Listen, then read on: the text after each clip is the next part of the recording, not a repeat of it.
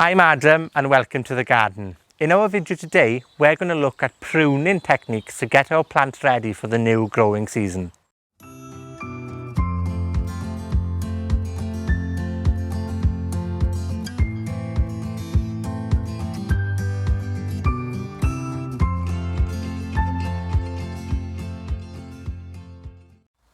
Learning how to prune properly is an essential skill in the garden, and pruning simply is reducing growth around a plant or dead branches or stems to encourage fresh, healthy and vigorous growth in the new growing season.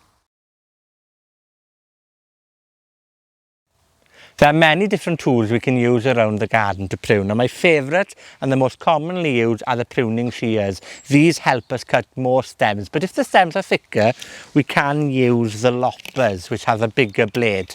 We can also use shears. Shears will cut hedgerows and soft vegetation and shorter plants as well.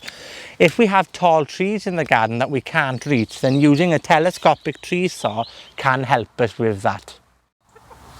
When pruning the stem, it's important that we cut it on a 45-degree angle. So when it rains or the weather gets wetter, that the tip doesn't collect water, rot or become diseased. So we cut it on a 45-degree angle just like this.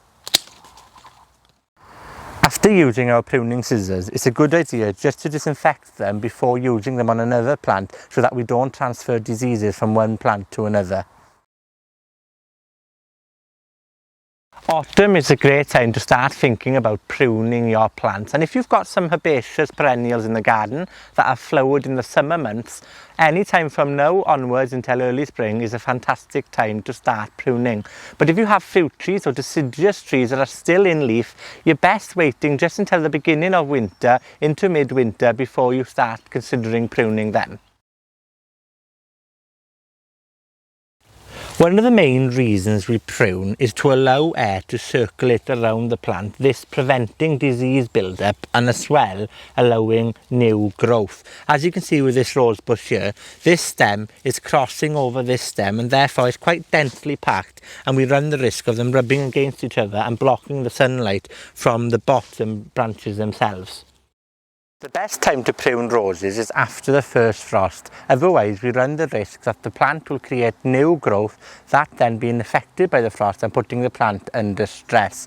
There aren't rules in general about how we should prune our roses. It's more of a matter of taste. For example, if we'd like our plants to be large plants, then we can leave them grow. But for me, in this border, I'd like to keep them contained and rather small. Therefore, I'm removing a third of the plant and any damaged leaves or stems, as well as any stems that cross each other.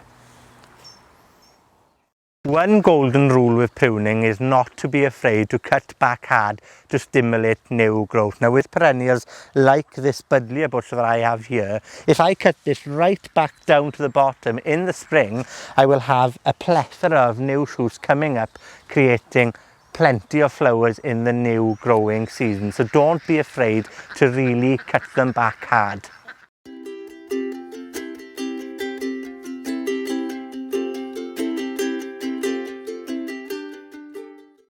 And here we have it. I've completely cut this back hard. And I know it might look a bit brutal, but as you can see from these little shoots here, it will be full of new growth and stems in the new season. Well, we've learned the basic principles of pruning, and remember, don't be afraid to give it a go yourselves and prune those plants in your garden, because pruning is vitally important for every garden. If you've got any comments or questions regarding this video, please don't hesitate to leave a comment under the video. Tan y tro nesa, hwyl am y tro.